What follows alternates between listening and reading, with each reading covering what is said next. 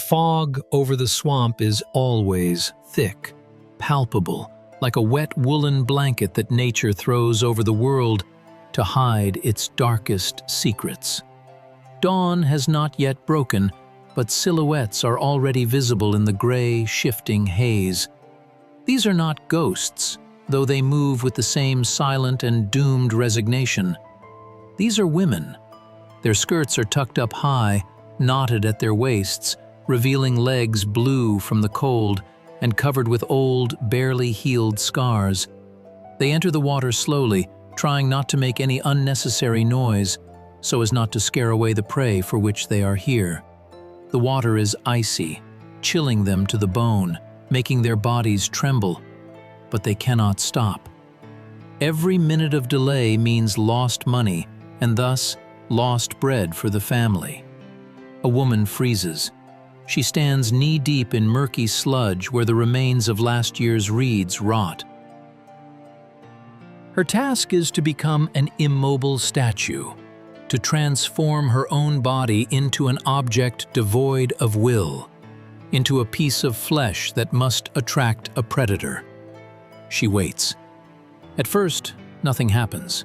Only somewhere in the distance, a bittern cries out, heralding the imminent sunrise. But then she feels it. A light, barely perceptible touch underwater, like a soft ribbon coiling around her ankle. Then another touch, a little higher, and another.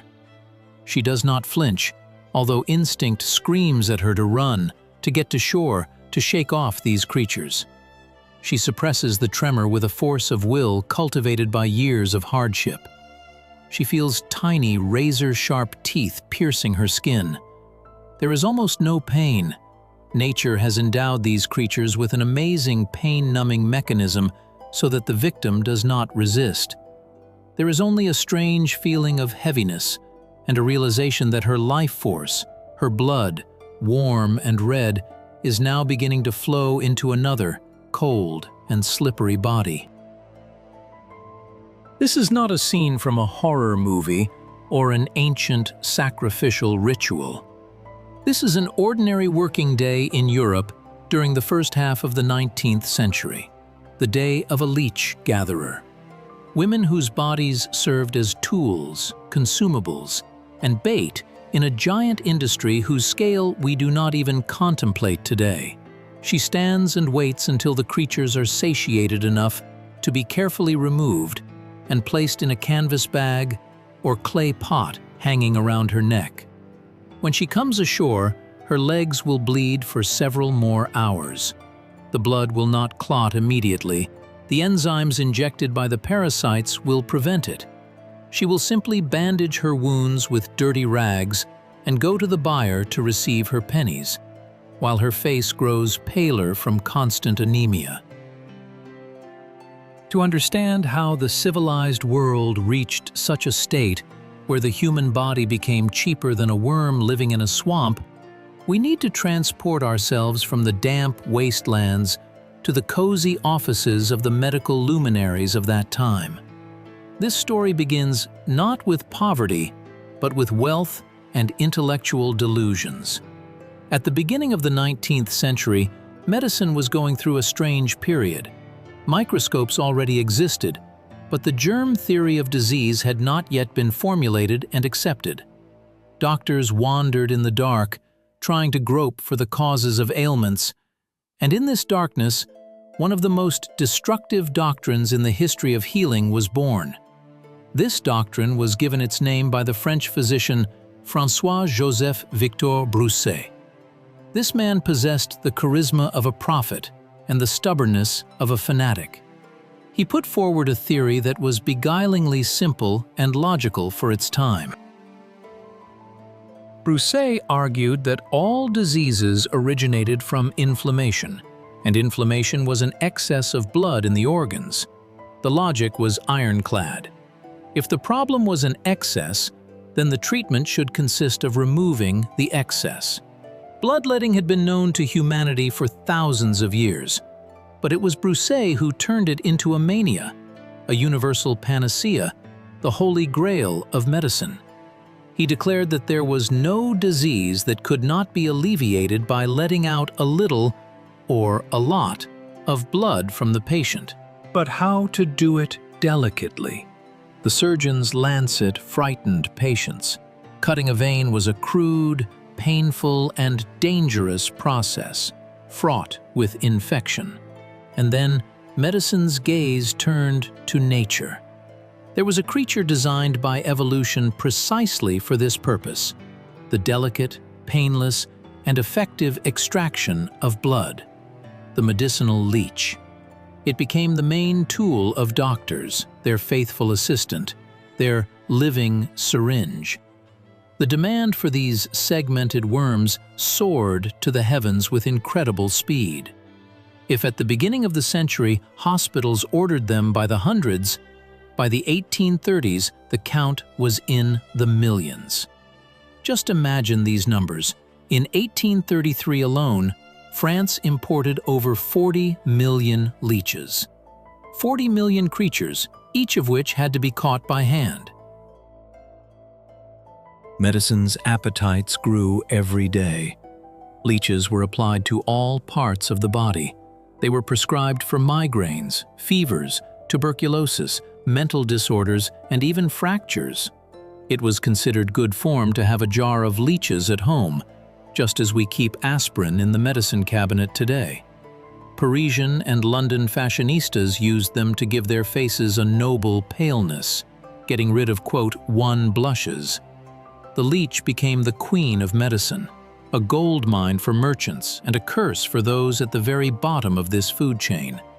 Demand creates supply, but in this case, supply demanded sacrifices. Leeches could not be mass-produced on farms like chickens or sheep. They had to be harvested from their natural habitat, in stagnant waters, in weed-choked ponds, in swamps where human foot rarely trod. And who would go to these desolate places? Who would agree to wade into dirty water teeming with insects and snakes? The answer was obvious: those who had no choice. The leech-catching industry rested on the shoulders of the most vulnerable segments of the population. These were widows, orphans, elderly women whose husbands had not returned from the countless wars that shook Europe. These were people cast aside by the encroaching Industrial Revolution. In rural areas, where work was scarce and hunger was a constant guest, the swamp offered a strange bargain: your health in exchange for survival. It was a job of desperation. The catching technology was terrifyingly primitive. There were two main methods. The first was the use of old, sick horses. The unfortunate animals were driven into the water and kept there until their legs were covered with black clusters of attached worms.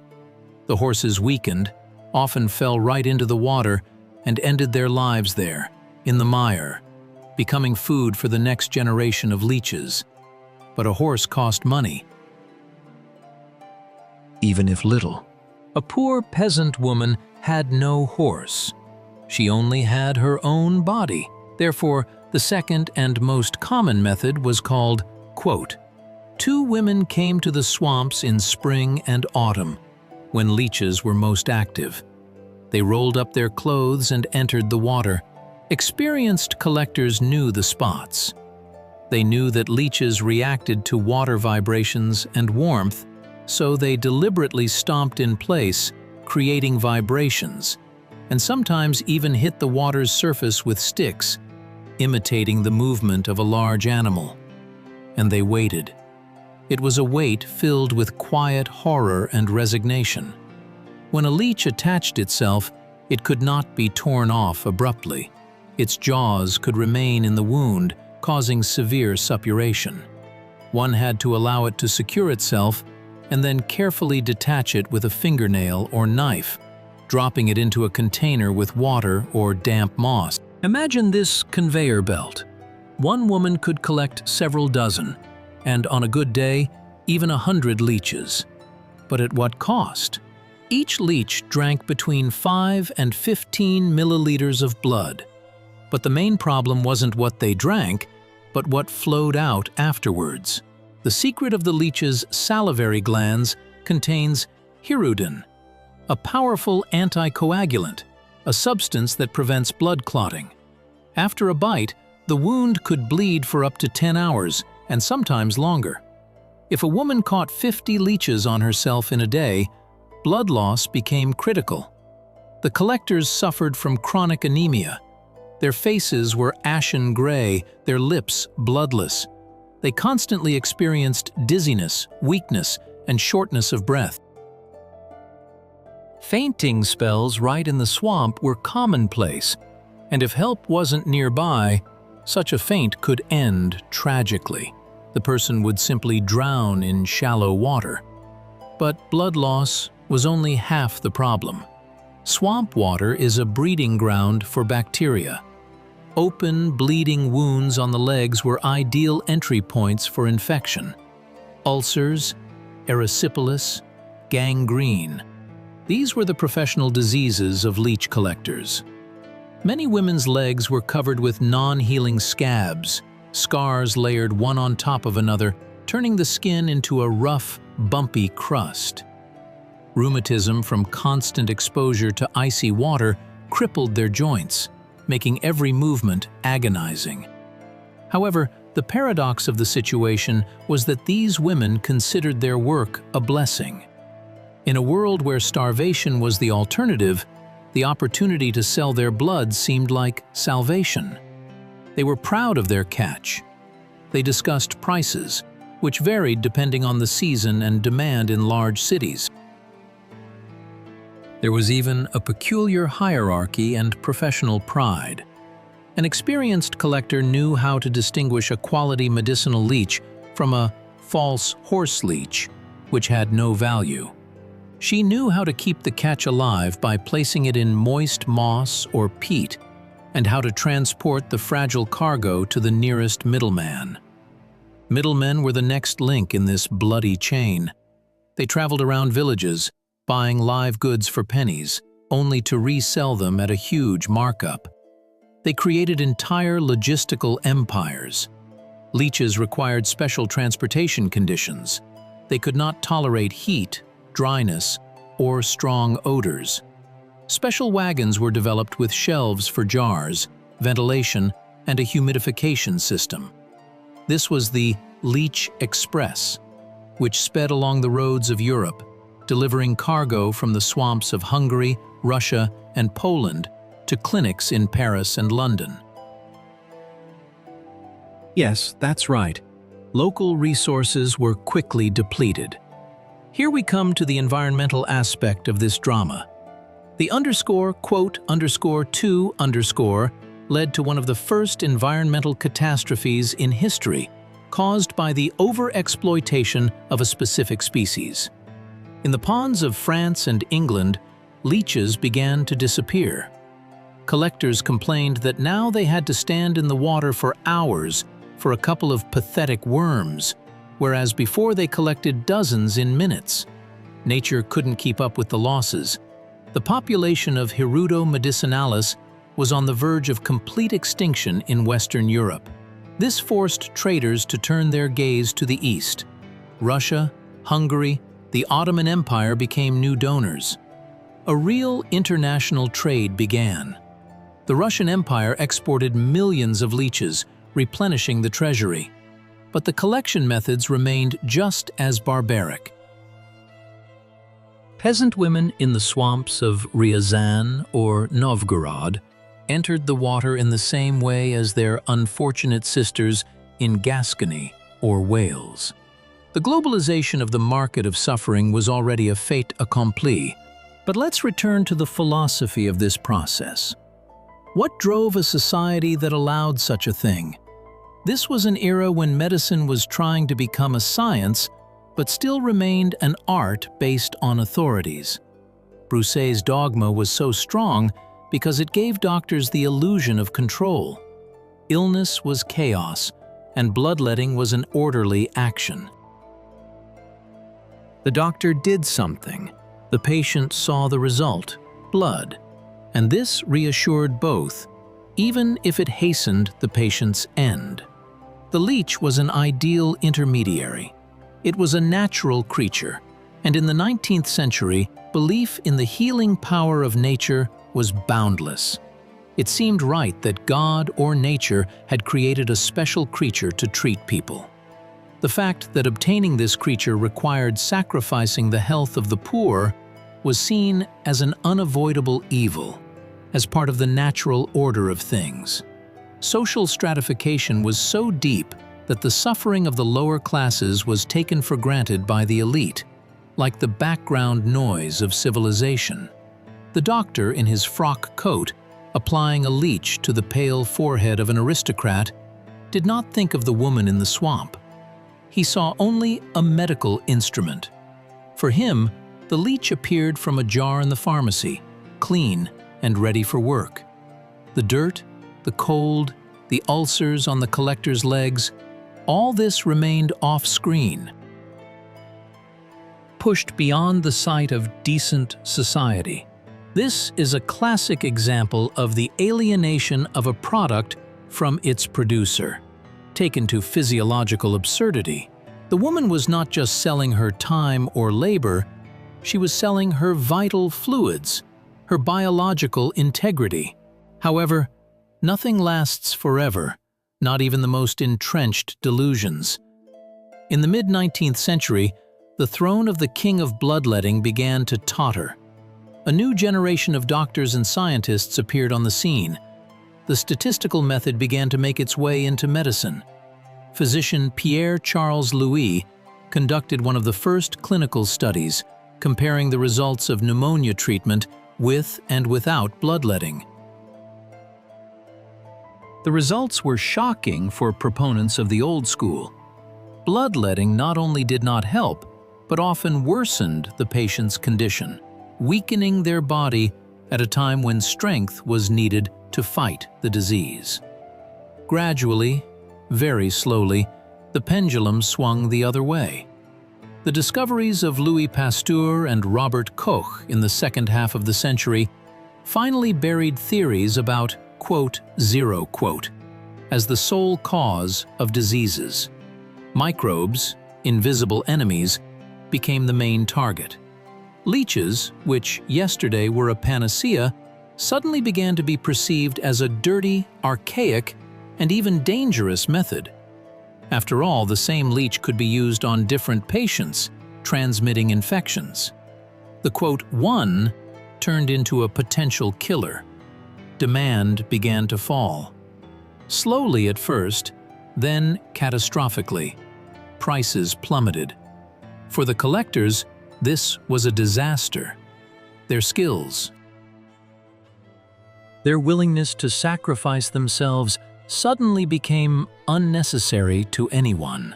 Women came to the resellers with full jars, but they threw up their hands and offered pennies, which couldn't even buy a loaf of bread. The fashion has passed, they said, but hunger had not passed. Thousands of women were left without their only source of income. The swamps that had once fed them, albeit at the cost of their health, now became simply useless bogs. This was a tragic end to an entire industry. No one offered the collectors alternatives, no one took care of their rehabilitation. They simply disappeared from economic statistics, dissolved into poverty, leaving behind only medical treatises on the benefits of hirudotherapy and archival records of tons of exported goods. But history has a way of taking unexpected turns. Leeches did not disappear from medicine completely. In the 20th century, with the advent of microsurgery, doctors remembered them again.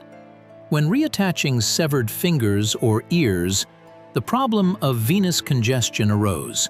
Arteries were sutured, blood flowed in, but could not flow out, as the veins were too thin. And here, good old leeches proved indispensable.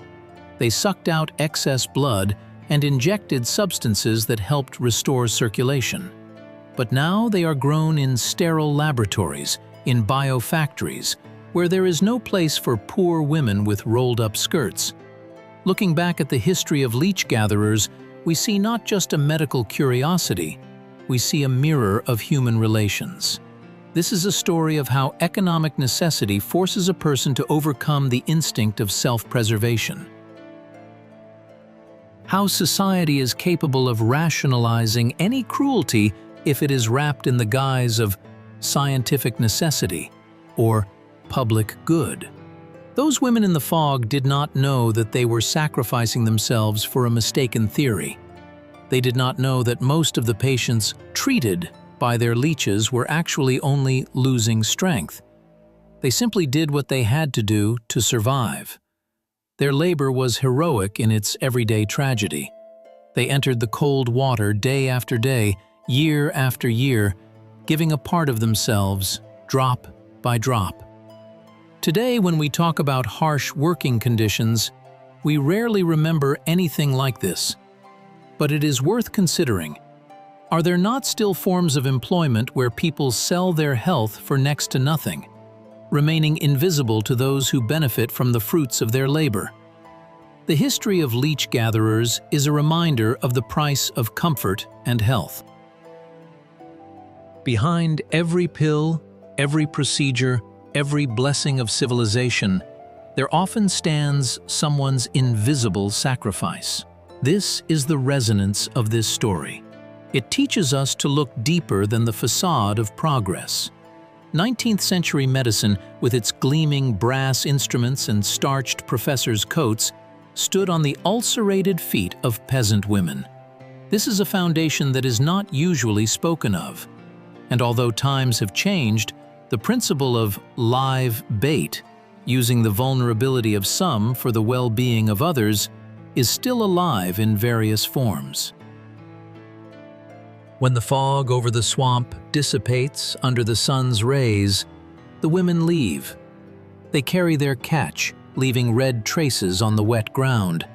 These traces have long been washed away by the rains of time, but their memory must be preserved. Not as victims of foolishness, but as laborers whose endurance and self-sacrifice were boundless. They were the living currency of their time, convertible into hope for healing for others. And even if this hope was often false, their sacrifice does not become less significant. They were part of the vast mechanism of history, its circulatory system, feeding humanity's illusions and discoveries with their own real, living blood. Ultimately, a leech is just a worm following its instincts. The true predator in this story has always been man, his ignorance, his greed, and his indifference to the suffering of his neighbor. And this lesson perhaps is more important than any medical discoveries of that era. The realization that progress must not be built on the bones and blood of those who have no voice. This is the legacy we are obliged to accept, looking into the past, into the misty swamps of Europe, where the silence is broken only by the splash of water from the cautious step of a bare foot. This entire system rested on a delicate balance between the biology of the parasite and the biology of the host. The leech is not interested in the death of its victim. It needs the food source to return. Similarly, the economic system of that time did not seek to completely destroy the gatherers, but only kept them in a state of constant need, sufficient for them to return to the swamp again and again. This was a symbiosis, but a perverted symbiosis, social parasitism superimposed on biological. It's interesting to trace the journey of a single leech to understand the scale of the absurdity. Imagine it was caught by a woman named, say, Maria, in the Landes swamps of southwestern France. Maria received a centime for it, a coin so small you could barely buy a handful of salt with it. The leech began its journey. It was placed in a bag with damp moss, then transferred to a clay pot. It traveled by cart to Bordeaux, then perhaps by ship to London. Many of its brethren perished along the way.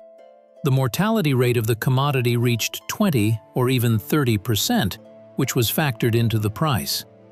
In a London apothecary, This same leech already cost a penny or even a shilling, hundreds of times more than Maria received.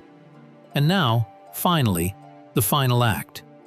The leech finds itself on the nightstand of a wealthy merchant, suffering from gout or indigestion after a lavish dinner.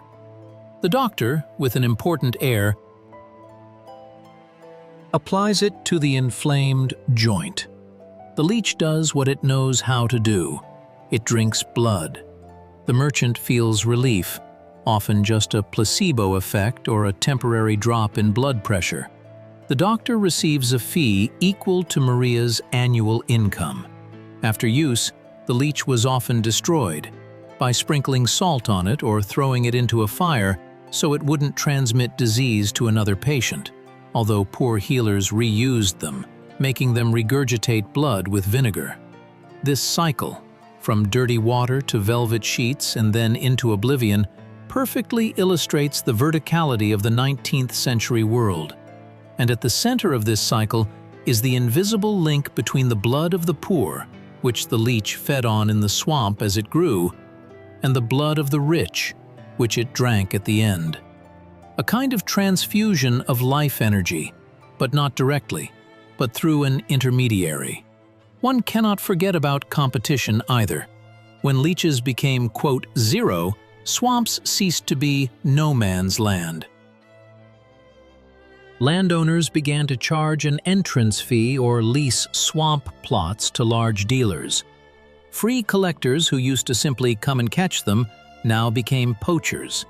They were caught, fined, and deprived of their gear.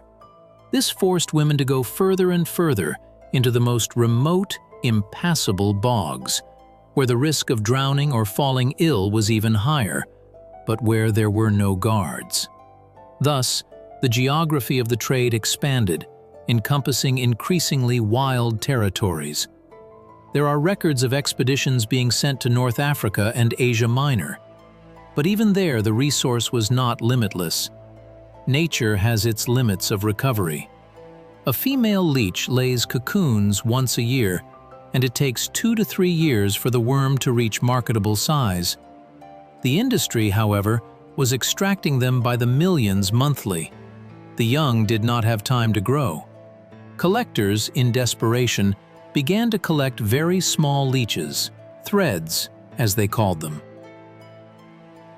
This finally wiped out the population, depriving it of its reproductive future. Governments in various countries began to raise the alarm.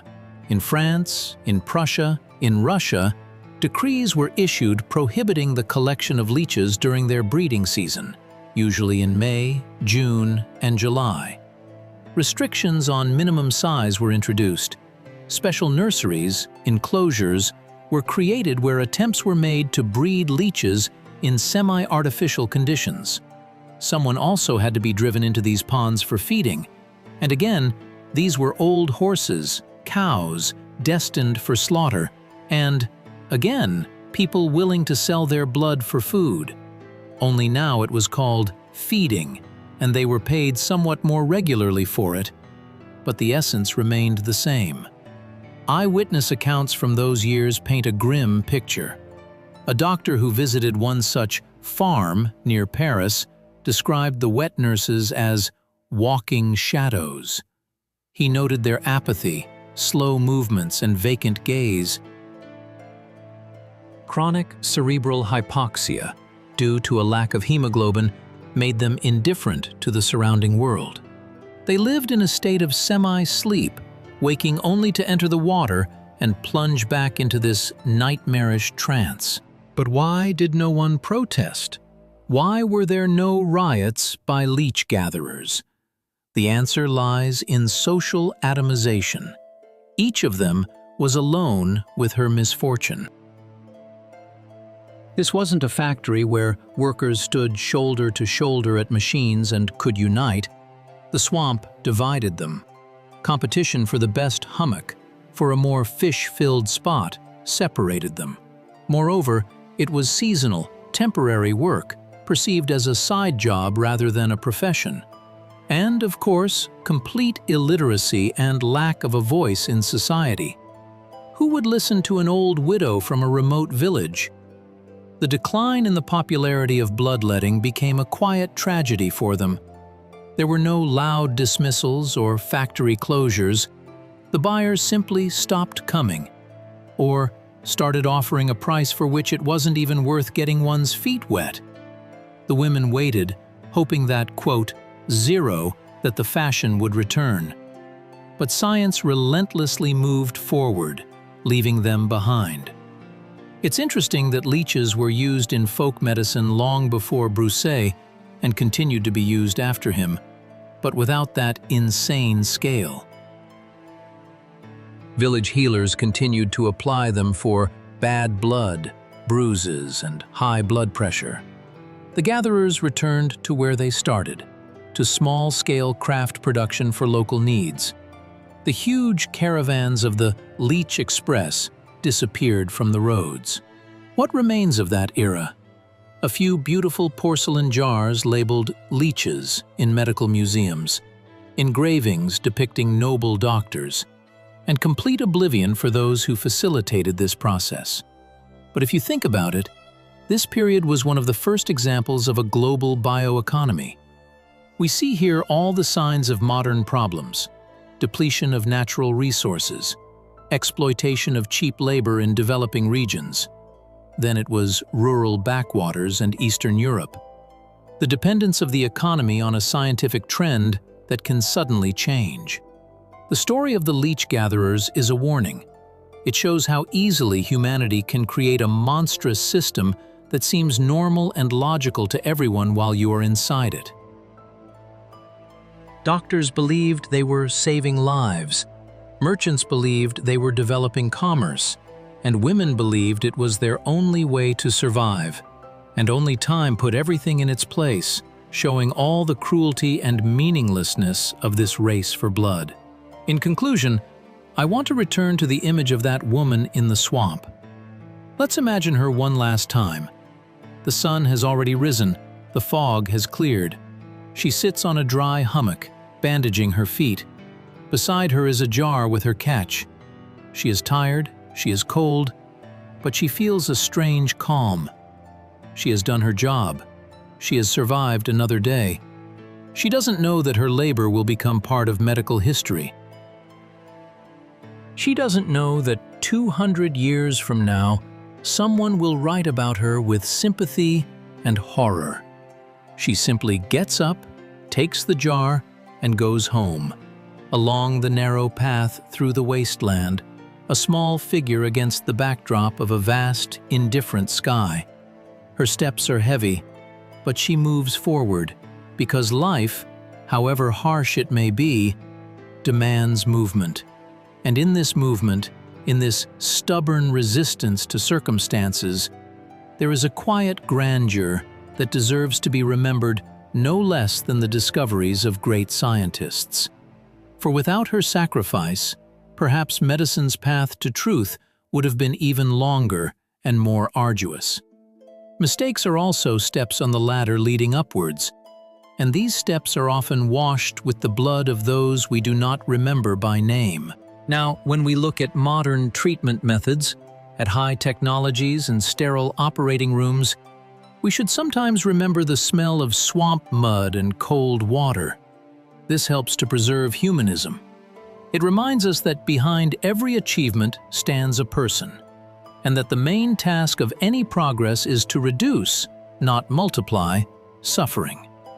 If we forget this, we risk finding ourselves again in a situation where someone's life becomes merely bait for achieving someone else's goals. And even if leeches are a thing of the past or confined to laboratories, the metaphor of live bait remains terrifyingly relevant, forcing us to be vigilant about the price we pay for our well-being and who exactly pays that price.